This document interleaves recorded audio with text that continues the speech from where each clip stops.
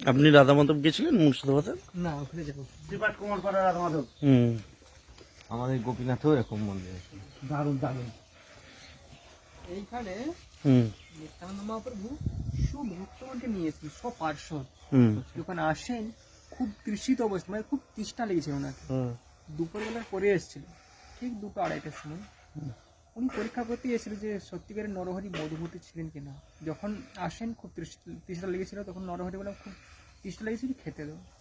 নরহরি কি করে, বাড়িতে তো কিছু ছিল না, পুকুর থেকে এইভাবে জল তুলে দেয়। এখানে লেখা আছে ভাজনে ভরিয়া, অঞ্জলি ভরি। আর এইভাবে যখন নরহরি জল তুলে, জল কিন্তু মধু হয়ে যায়।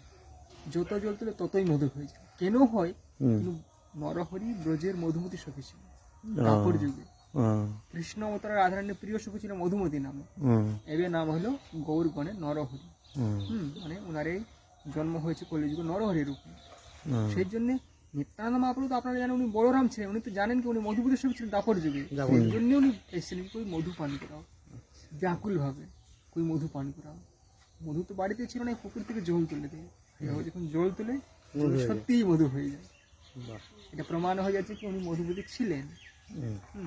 আর ওই মধু পান করে সপার্শ্বদ লেখা আছে, গণ সহ খায় নিত্যানন্দ, দেখা না সপার্শ্বদ সহিত ওই নিত্যানন্দ মহাপ্রভু মধু পান ছিলেন।